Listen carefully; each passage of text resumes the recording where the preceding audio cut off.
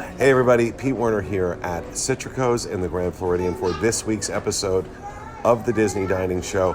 I am joined at the table, literally, Eric Gross from Moving to the Magic, Ms. Jackie Gailey, the beautiful Madeline Warner. Okay, hold on, we're doing something. Steve Porter, and on the camera, Mr. Corey Fiasconaro. So come along for our little review after my mother gets done yelling at me on camera that my coffee's here.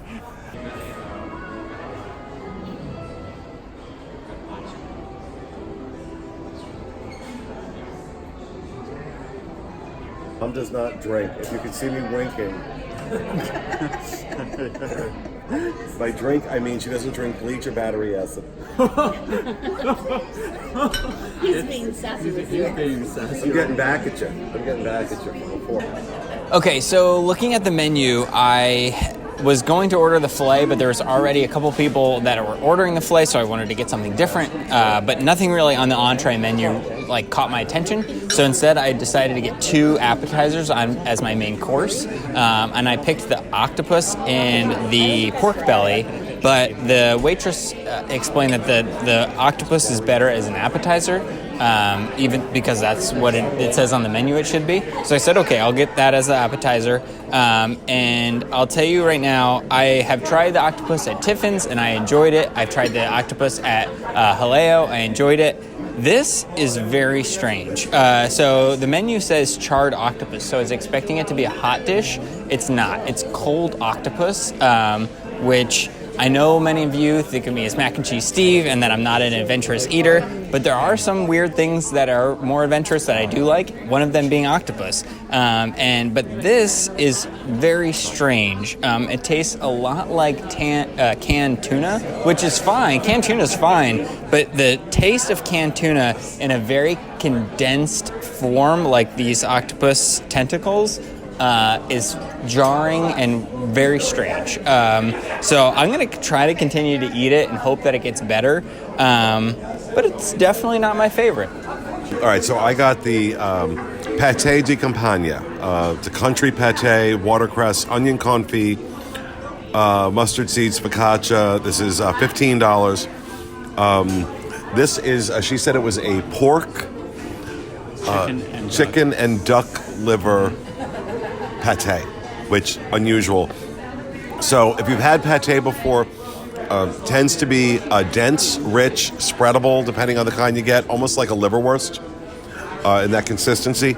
This is not. This is more of a cake texture, I would say. Yeah, it seems more gritty than like a regular pâté. Right. I'm not a pâté expert by any means, but I did like the taste of it though, because it wasn't as rich as a regular pâté, which I prefer. Right, no, it was very, very good.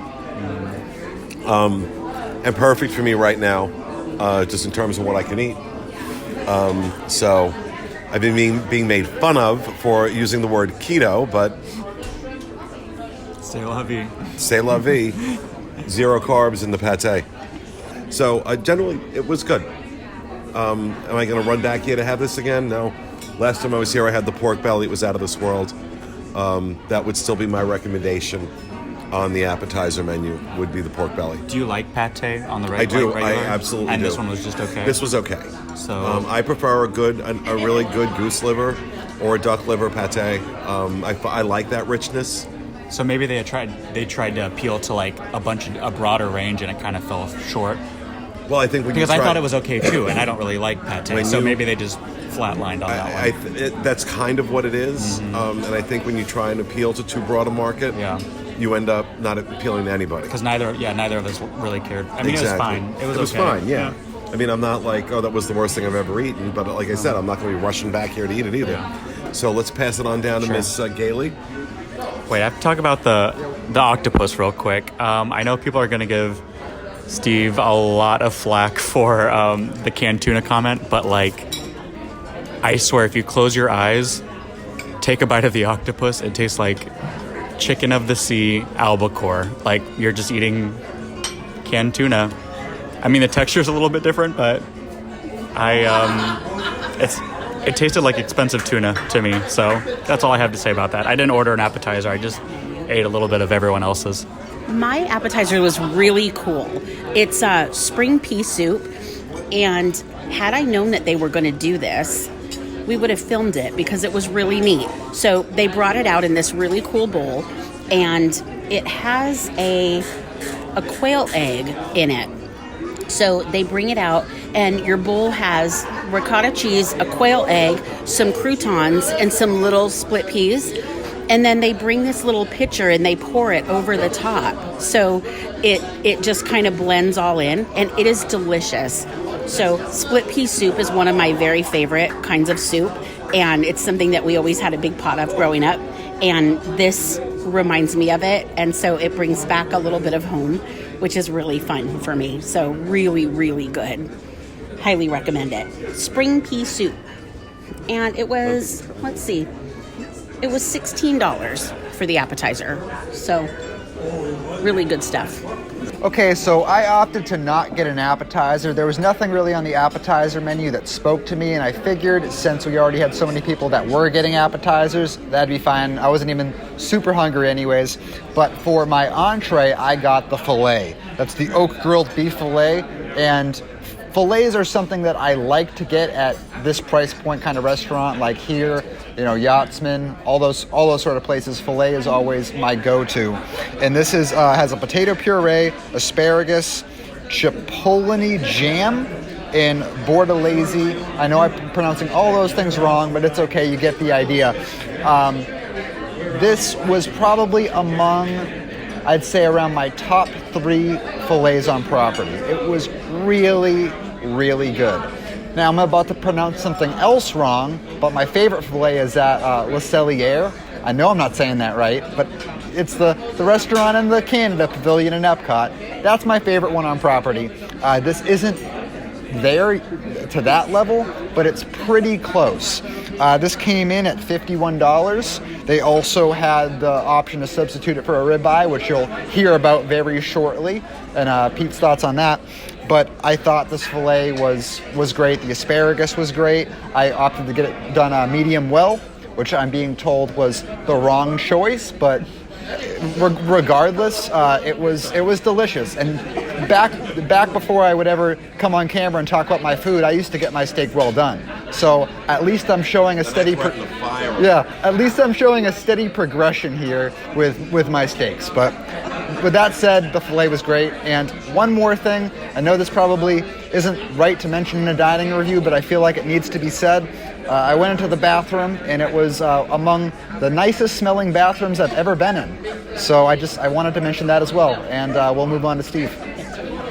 Okay, so like I mentioned before, when going over the appetizers, I was trying to get 2 appetizers as my main course. The server suggested that I get the octopus as my appetizer, and I just went along with that, said sure.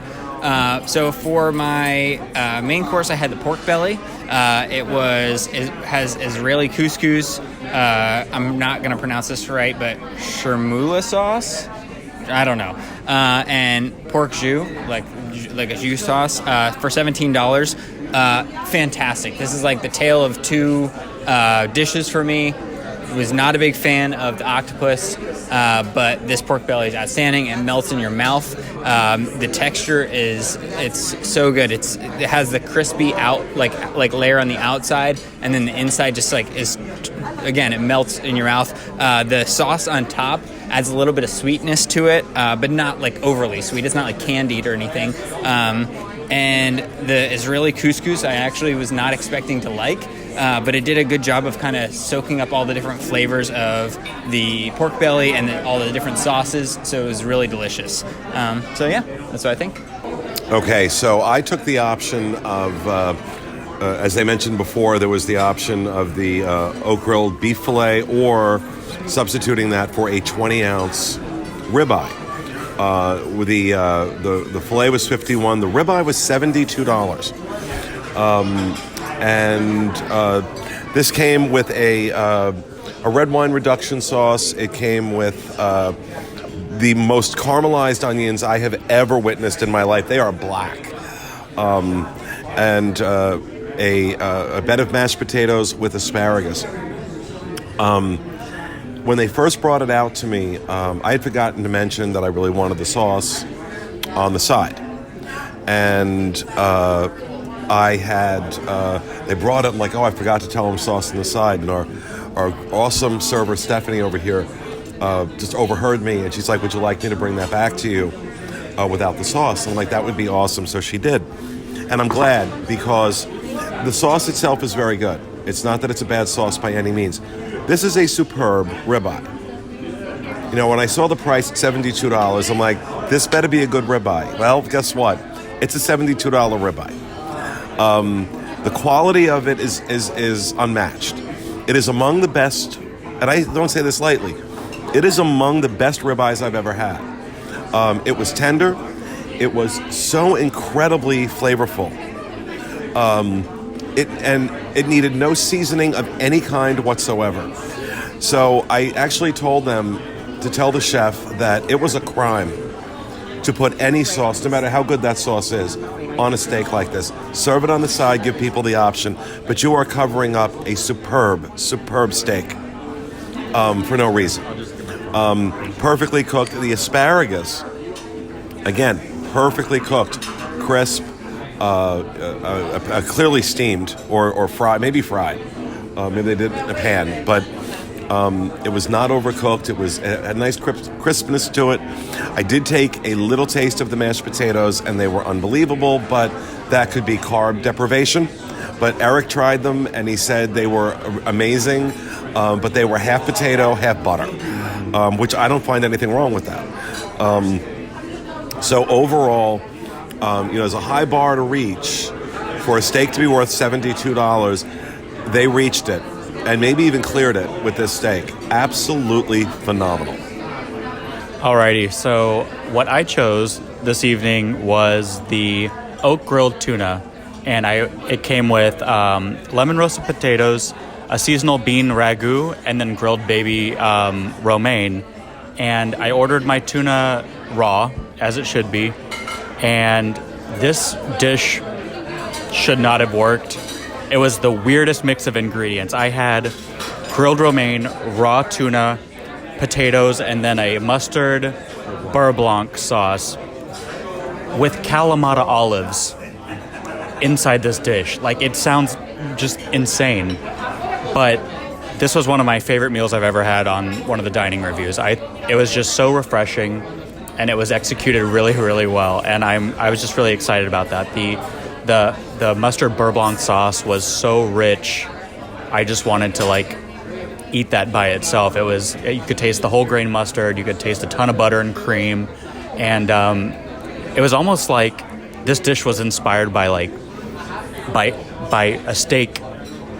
Like, this should have been with a steak meal, and then they substitute it with tuna because it was so hearty and earthy, and the tuna just fit right in because it wasn't fishy at all. It was a really, really good quality tuna. So, I mean, it fit perfectly with this. And then the saltiness of the olives, I was really worried about that. I was like, why are there olives in this dish? And it complemented it perfectly. So it was really rich, heavy, and then the freshness of the tuna and the saltiness of the olives just combined, and it was very well balanced, and I really, really enjoyed it. This is the most excited I've seen you about a dish since we started doing these reviews. Yeah, because they've been kind of...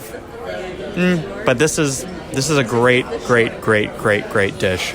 I would recommend this to anyone who is kind of scared to try tuna and doesn't know if it's something they should do, because it's not fishy at all. It tastes like beef. It tastes like steak. So I was really excited to have it.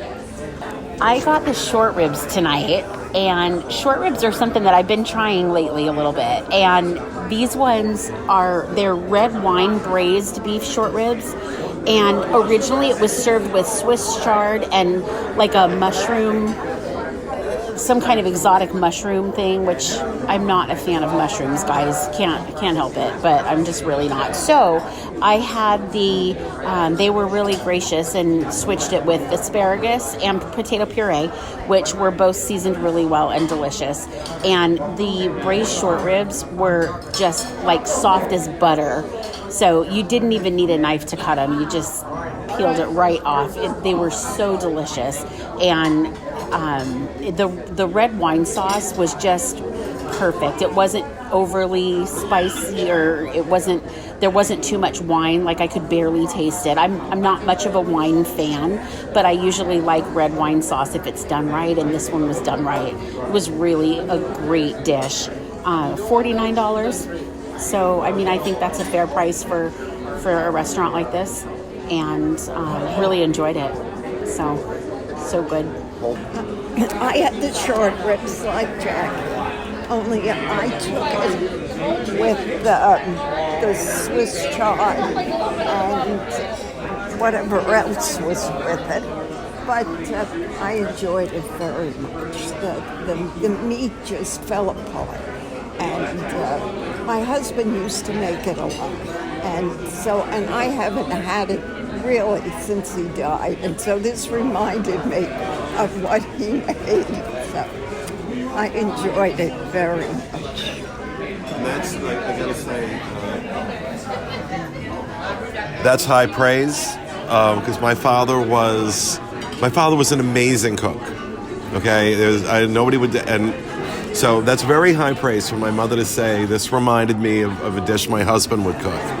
That's very high praise. And I got to be honest, I've never put Citricos in my top 5, just because I said it's always very good. It's very consistent, but it's also very boring. It doesn't excite me. I got to say, this meal might change that feeling for me. This meal might change that feeling. I think this deserves a little more love. But dessert's up next, so I'm going to get to sit here and watch these people eat carbs. So let's see how that goes. All right, so here they have 7 different options that you can get for dessert. They have the chef's cheese selection, the profiteroles. Yeah, the cheese selection was $13. The profiteroles were $10. The assorted profiteroles. The mango and raspberry sorbet, that was $8. The pistachio cheesecake, that was $10. The warm chocolate banana torte, that was $12. The tropical fruit creme brulee was $11. And the tiramisu was $12. So we got everything. Everything I just listed, we got it. And honestly, the dessert was slam dunk. It was so good. Every time I tried something, I would try the sorbet. And I was like, oh, the sorbet is my favorite. And then I would try, what were those ones? The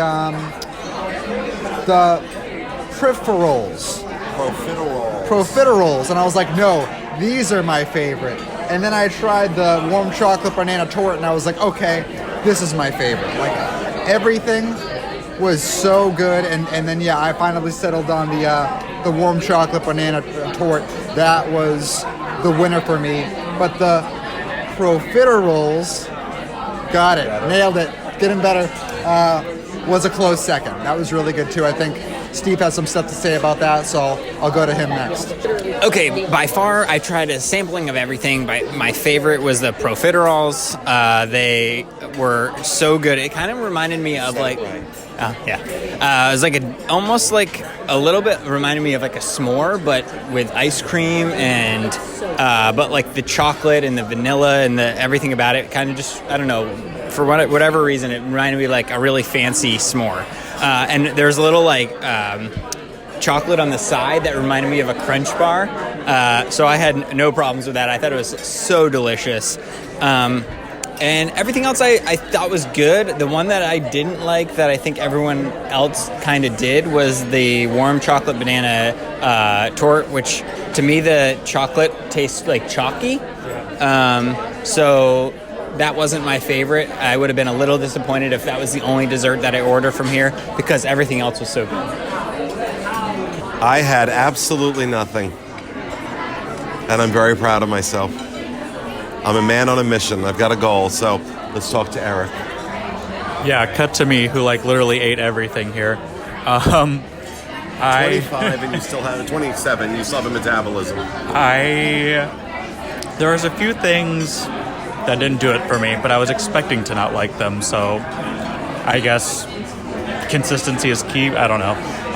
But I'm not a big fan of cheesecake. I thought the cheesecake I like the blood orange with the pistachio idea, but if you like cheesecake, you might like that. But if you wanted a crust with it, you might be a little disappointed because it's kind of a deconstructed cheesecake. So it has the chocolate pistachio layer, then the cheesecake plopped right on top, and then a little bit of pistachios on top. The flavor. There's also what's the name of it? A ganache. There's a ganache over the cheesecake. Yeah, it was okay. I mean, it was fine. What are those? The profiteroles? Profiteroles. I guess I didn't like them because they tasted like a cream puff, and I'm not a big cream puff fan. But the tiramisu, we need to zoom in on this tiramisu. This was literally so good. You could taste like the coffee, the mascarpone, the rum, and it was a delight. I really, really liked it. And I'm not a big sorbet fan, but this sorbet dessert was so fresh and not overwhelmingly sweet, which I appreciated. It was really good. I did not try the cheese plate because I ate a bunch of sweet things, but the tiramisu is a winner if you like tiramisu. So I'm sitting here with this sorbet in front of me because these fresh berries are delicious. And the sorbets are so fresh. The lemon one was so delicious. And the raspberry one too. And just this was not a little amount of berries on the top. I mean, there's really a lot. So good. That tiramisu was awesome. So the espresso soaked ladyfingers are just really coffee flavored so nicely, not bitter at all, and I really love that. I'm with Eric on that one. I loved it. The chocolate banana torte, so I like the chocolate part of it, but it was really odd to me because there were slices of banana inside of it, and it was kind of similar to one of those molten cakes, and a little bit because it was served warm, and I felt like it was weird to have a slice of banana in there. So that was a little odd. Yeah, it felt kind of like leftovers. Yeah. Yeah, like a leftover dessert with two different things combined. It was a little strange. I didn't mind the garnish on the top had 2 slices of caramelized bananas. That was cool, but it just felt weird to me that it was baked inside the cake part. I just didn't think that wasn't my favorite. Now, the cheesecake, I have a few things to say about this cheesecake. Cheesecake is probably my very favorite thing under the sun, but I am a New York heart, okay? So I like real New York cheesecake. This cheesecake was loaded with pistachios, which we knew going in, and it's covered with a white chocolate ganache, and then it had pistachios chopped on the top, and it was served with these blood orange, like a sauce on the side. And I knew going in that it was an odd combination, but it didn't have a lot of cheesecake flavor to me. So I tasted everything separately, and then I tasted it together. And you can tell that it's a cheesecake, but it's not a true cheesecake. So even if you're a cheesecake fan, really read what that one is all about before you order it, because it's not like a true cheesecake. So let's see, the other thing. Oh, the ones that now I can't remember how to. Profiteroles. So yeah, it does. So I'm gonna call them super fancy cream puffs. That's Usually. what we call Eric. Okay. See, there you go. Hey, I like that. Super fancy cream puff. There you go. Thanks. See, look at that. Great, wonderful. That's perfect. I like that. Cream puffs are usually like the most amazing thing ever, but those ones didn't really do a whole lot for me. I don't know why, but I didn't love those. So there's that. And then the creme brulee is like the biggest bowl of creme brulee you've ever seen in your life, like ever. So I had a taste of that, and it was amazing. And it was also served with a ton of fresh berries. So strawberries, blackberries, and blueberries, so delicious. So, and they didn't load them up with anything. They were just fresh berries right on the creme brulee with fresh pile of whipped cream. So good. So I'm going to have to say my favorite is probably, it's between the tiramisu and the sorbet. I really loved both of them about equally as well. I know. tiramisu. You had creme brulee. Oh, I'm sorry. Creme brulee. Yes. Delicious. I always have that when I come here because I do like it a lot. They put a lot of fruit on it, which I couldn't finish, but it was very good. Very good. That's the only dessert I tried. Yeah, that's true. Yeah, It's also a really big portion. It is. So, but I enjoyed it. Very usually the creme brulees are so small. It's That was true. a nice size one. It's true. But yeah, they do give you a big one. Yeah. Okay, so just got finished eating at Citricos. This was actually my first time. I'm not going to talk about like the room too much yet, but this is going to go up at the same time as what we're doing here for the room review. So I'll touch on it a little bit. The Grand Floridian as a whole is never something that's like really like called to me or drawn to me. I'm much more drawn to like Wilderness Lodge, Animal Kingdom, stuff like that. But I will have to say, you're not going to see me in the room review, so I'll kind of give some impressions right now. That these rooms that we saw in the DVC portion are probably the nicest rooms I've seen. With that being said, also first time dining here at Citricos, everything was outstanding that I ate. I opted to not get an appetizer, and again, that's mainly due because there wasn't an appetizer on the menu that really appealed to me. I mean, I could have gone for the shrimp, but there was nothing that like really like screamed, "Oh, this is a dish that I would be into." But as far as my filet goes, like I said, one of my top 3 favorite fillets, and I always order fillets. So that does say a lot as far as I'm concerned. And all the desserts were outstanding. Like I said, there's a few standouts, but everything I tried, I liked.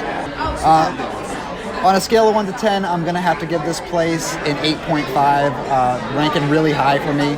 I can't say really anything too negative about it besides the fact that none of the appetizers really applied to my taste, and that's really it. So we'll move on to Steve now and see what he thinks. I think of anyone here, I may have picked the worst things because half of my meal really was the octopus that was not very good. Maybe that octopus was a little bit of my preference, but I think I was backed up by Eric saying that he didn't really like it either, so I feel a little bit vindicated. The pork belly, though, was delicious. I think the restaurant here is beautiful. You have a great view of being up a little bit higher looking at the Grand Floridian. I like that, and we were right near the window, so that's always great. Overall, between the server and the food, I mean, it knocks it down a little bit, again, because of the octopus, but I'm going to give it a 8. Yeah, I got to tell you, this was an exceptional meal. While the pate wasn't phenomenal, it wasn't the best pate I've ever had, it was certainly good. That ribeye was beyond good. And I'm really surprised I'm saying that because, like I said, $72, that's a high bar, but it was so perfectly done and so perfectly seasoned. And I'm looking at it from the standpoint that I just fed 6 adults with my Tables in Wonderland discount, $490, and there were a couple of cocktails served at the table. I think for signature dining at Disney, that is downright reasonable. And I'm going to go out and the service, our server Stephanie was phenomenal, absolutely phenomenal. I'm going to give it a 9. And I'm really on the verge of a 9.5. If that pate had been better, this would have been a 9.5. This was an almost flawless meal. And presentation, service, quality of the food. Really, I'm surprised how much I'm enjoying this. But I think this just worked its way into my top 5. So, I think that this restaurant shines in their entrees. Everyone's entree was amazing. It was very well done. It was just executed really nicely, and the flavor combinations it was really, really great. I have no complaints about the entrees. I have a few complaints about desserts and appetizers.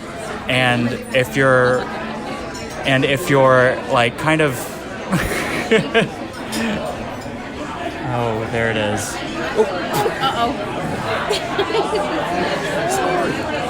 Is there chocolate on my back?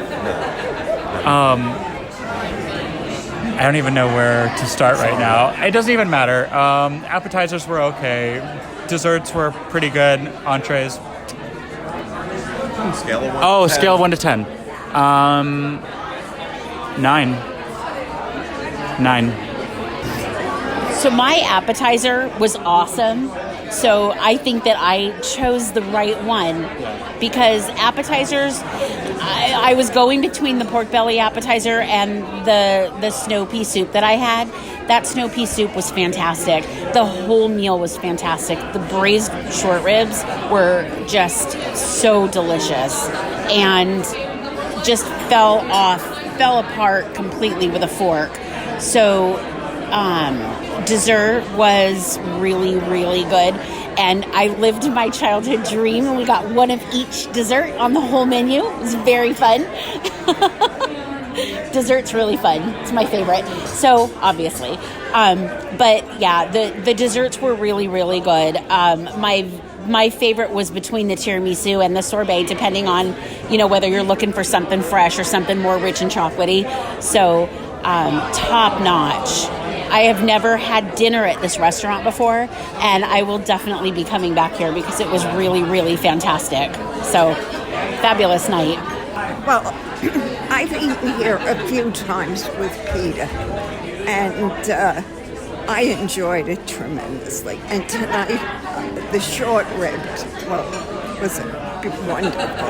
And the dessert, I always have the same dessert, and each time it seems better than the last time. So I would give it a 10. I enjoyed it so I much. forgot to give my rating. Well, too late now. What's your rating? I I wanna give know my your rating. rating, and I give it a 9. I definitely give it a 9. I even want to give it a 9.5. I'm going to give it a 9.5. I do too, but there was Yeah. a few things I thought were missing. Like the pate was not good. Yeah, the the octopus. pate was not up to the Oh, the octopus, yeah. octopus- Pate not wasn't good. pate wasn't bad, but it wasn't the best pate I've ever had. The octopus, obviously, we had issues. Yeah. And so for that reason, I can't go to that 0.5. Service certainly bolstered the score, and consistency. The restaurant is consistently good, and seeing how impressed you were with your dish, and you're really discerning. You're really very, very discerning. I've given a lot of 7s and 8s, Well, just but kind of you also have a very sophisticated palate. I think more sophisticated than mine, and you have a way of dissecting food that I don't. I'm like, ooh, food good. But so that also plays into it for me because I know how you are. So, but yeah, I think this goes on my list. Yeah. This goes on my list. So, all right, folks, thank you for watching. That's going to do it for this week's episode of the Disney Dining Show, and we will see you again next week. Have a good one.